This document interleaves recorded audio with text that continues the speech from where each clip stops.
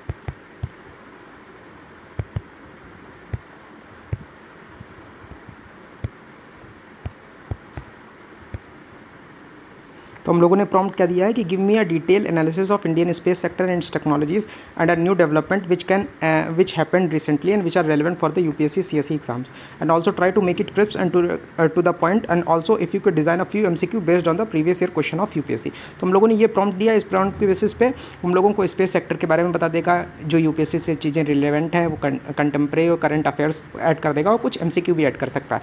अब देखिए, एक इंडियन स्पेस सेक्टर एक एग्जाम्पल है। आप इसमें बायोटेक्नोलॉजी डाल दीजिए, आप इसमें नैनो टेक्नोलॉजी डाल दीजिए, आप इसमें जनरेटिव एआई डाल दीजिए, आप इसमें डिफेंस टेक्नोलॉजी डाल दीजिए, आप इसमें जो भी रिलेटेड, आप इसमें एग्रीकल्चर डाल दीजिए, आप इसमें इंडियन इकॉनमी डाल दीजिए। इस तरीके से आप अगर पार्ट बाय पार्ट इसको माइक्रो टॉपिक्स में ब्रेक कर देंगे तो आपको बहुत सारी चीज़ें नई पता चल जाएंगी, और फिर वो बताता है। अब देखिए, हम लोगों ने जेमिनी 2.5 प्रो से इसका एनालिसिस शुरू किया। 4 सेकेंड है, अभी उसकी थॉट प्रोवोकिंग चल रही है। देखिए वो किस तरीके से सोचता है। पहले उसने कोर रिक्वेस्ट समझी, फिर उसने की एरियाज़ आइडेंटिफाई किए, फिर उसने फ्लैश आउट किए ईच सेक्शंस।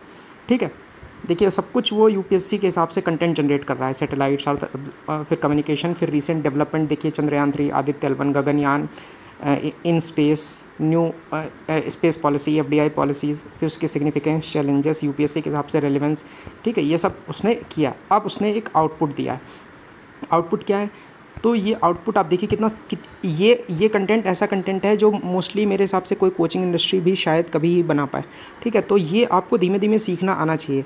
अगर आप चाहते हैं मैं आपको सिखाऊं या आप मेरे साथ सीखना चाहते हैं तो जुड़े रहिए, या आपको कोई डाउट हो तो आप 1 to 1 भी पूछ सकते हैं। अब देखिए, Indian space sector analysis for UPSC CSE overview क्या है, नोडल एजेंसी कौन सी है, इसरो है हमारी, किसके अंडर आती है, डिपार्टमेंट ऑफ स्पेस के अंदर आती है, विजनरी कौन इसके थे, विक्रम साराभाई थे, हॉलमार्क क्या है, कॉस्ट इफेक्टिव है, सेल्फ रिलायंस है, focus on applications, evolution from sounding rocket से हम लोग आज इंटरप्लेनेटरी मिशंस तक करते हैं। की टेक्नोलॉजीज कौन कौन सी हैं, लॉन्च व्हीकल सबसे पहले PSLV, उसके बारे में पूरा बताया, फिर GSLV, फिर GSLV MK2, LMV3, LVM3, फिर MK3 इसके बारे में बताया, फिर SSLV के बारे में बताया, अर्थ ऑब्जर्वेशन सैटेलाइट्स के बारे में बताया, नाविक के बारे में बताया। नाविक पे देखिए क्वेश्चन भी आ चुका है, यही क्वेश्चन आया था 3 GO एंड 4 GSO, ये क्वेश्चन PYQ का है। फिर स्पेस साइंस मिशंस के बारे में, जैसे चंद्रयान 1, 2, 3, मंगलयान, एस्ट्रोसैट, आदित्य L1, इनके बारे में बताया। फिर चंद्रयान 3 के सक्सेस के बारे में, गगनयान, ठीक है। फिर जो नई स्पेस पॉलिसी आई है, FDI पॉलिसी आई है, ये क्वेश्चन बन चुका है, ये शायद पिछले साल भी आया था।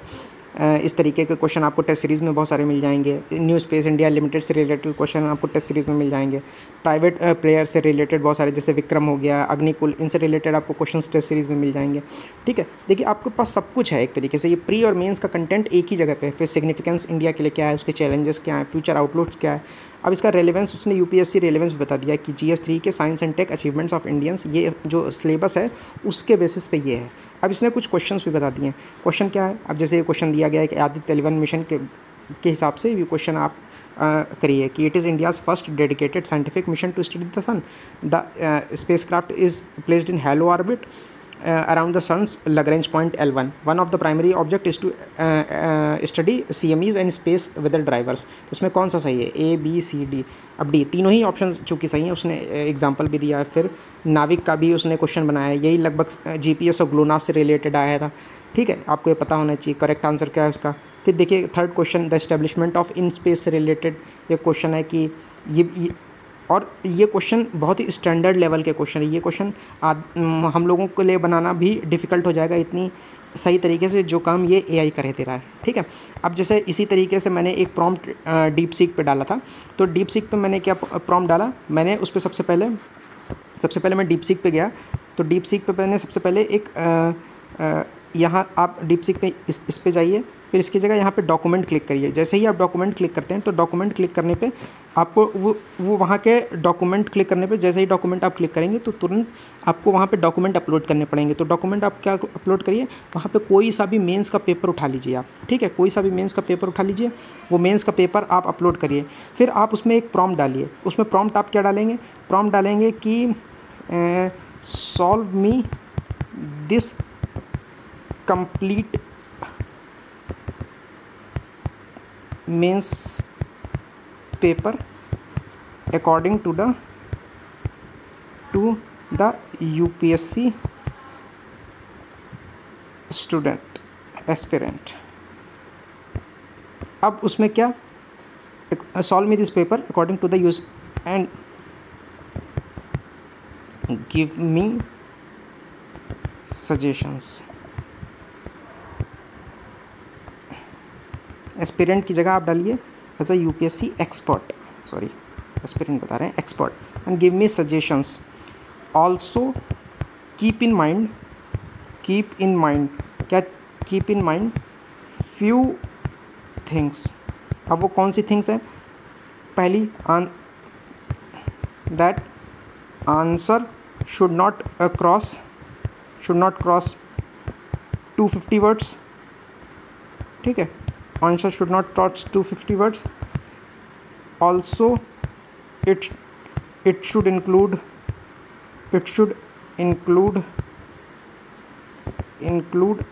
data, facts, judgments, articles, figures, tables, etc। ठीक है, आपने ये भी डाला। इसके अलावा आप क्या डाल सकते हैं, also the intro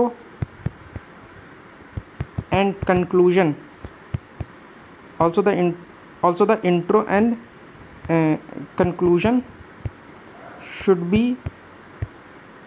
restricted to 2 to 3 lines, that is 2 to 3 lines, that is 25 to 30 word, that is 25 to 30 word, 25 to 30 word। तो अब इस तरीके से आप और भी बहुत सारे, तो इसलिए मैंने ये डाल के पूरा इसमें डॉक्यूमेंट अपलोड किया, फिर उसके बाद उसको डाउनलोड किया, उसको एक 1.5 मिनट लगा और उसने वो डॉक्यूमेंट निकाल के दिया। अब देखिए जैसे ही मैंने वो प्रॉम्प्ट डाल के उसके सामने क्वेश्चन डाला, तो अब देखिए ये प्रॉम्प्ट पे आ गया है। So I understand you are curious to see how I would approach this question based on my internal knowledge and the rules provided in the document, even though it's a past paper I will attempt to answer the questions keeping the specified word limits in mind. Please remember that these answers are generated based on my AI knowledge and may not be fully aligned with, लेकिन आप ये मान के रखिए कि fully aligned है। देखिए उसने 10 नंबर वाले क्वेश्चंस को 150 वर्ड में और 20 नंबर वाले क्वेश्चंस को 15 नंबर वाले क्वेश्चंस को 250 वर्ड में बिल्कुल एकदम सही तरीके से एनालाइज किया कि examining the pattern and trend of the public expenditure on social services in past reforms, to what extent this has been in consonance with the achieving the objective of inclusive growth.